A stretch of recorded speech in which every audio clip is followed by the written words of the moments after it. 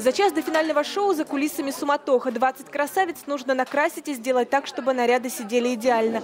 Девушки уже 2 недели в Москве. Они побывали и на Красной площади, и на закрытой экскурсии в Большом театре.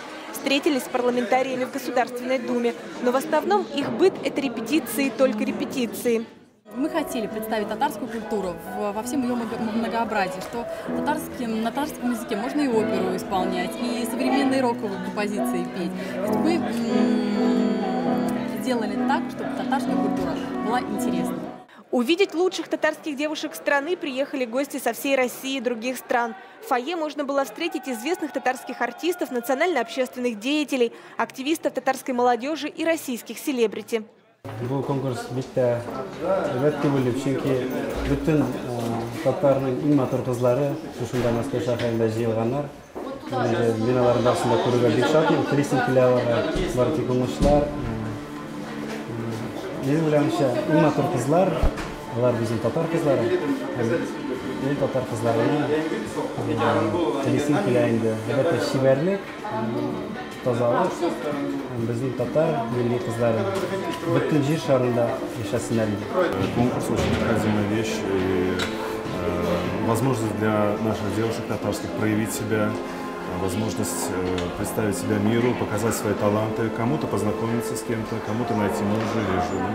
Уже по первому выходу участниц понятно, это не просто конкурс, а действительно фестиваль татарской красоты. Каждая красавица демонстрирует татарский костюм своего региона. Никакого дефиле в купальниках. Задача организаторов – перевернуть представление о классических канонах красоты. В основе богатый внутренний мир участниц, знание традиций своего народа и, конечно, татарского языка. Судили девушек самые известные лица шоу-бизнеса, культуры и телевидения.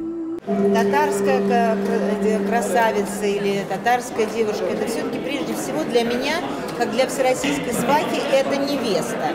И любой конкурс красоты – это конкурс невест прежде всего. Поэтому я оценивала девочек по критериям быть хорошей женой и будущей матерью. Это только иллюзия, что все они такие красивые и недоступные. Вместо террариума соперниц девушки попали в дружелюбную атмосферу.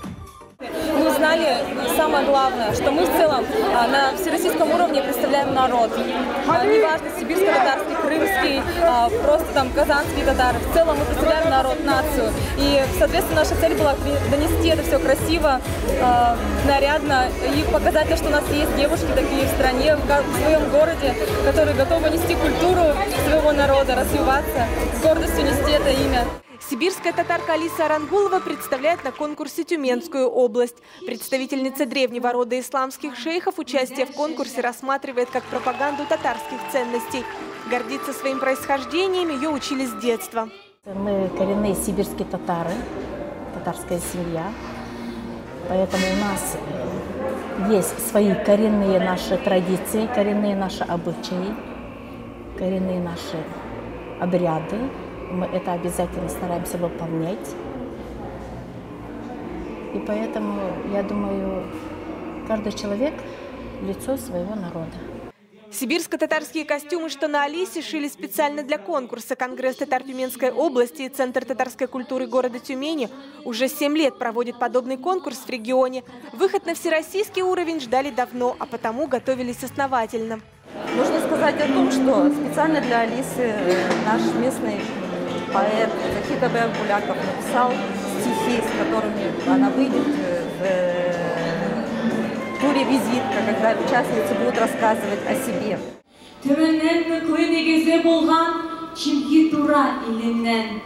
Выбрать лучшую из этого калейдоскопа татарской красоты сложно, поэтому финал участницы называют просто лотереей. В этом году счастливый билет достался Алине Гизатуллиной из Республики Башкортостан. Это действительно ответственность, потому что я лицо щелкова карпуса должна быть.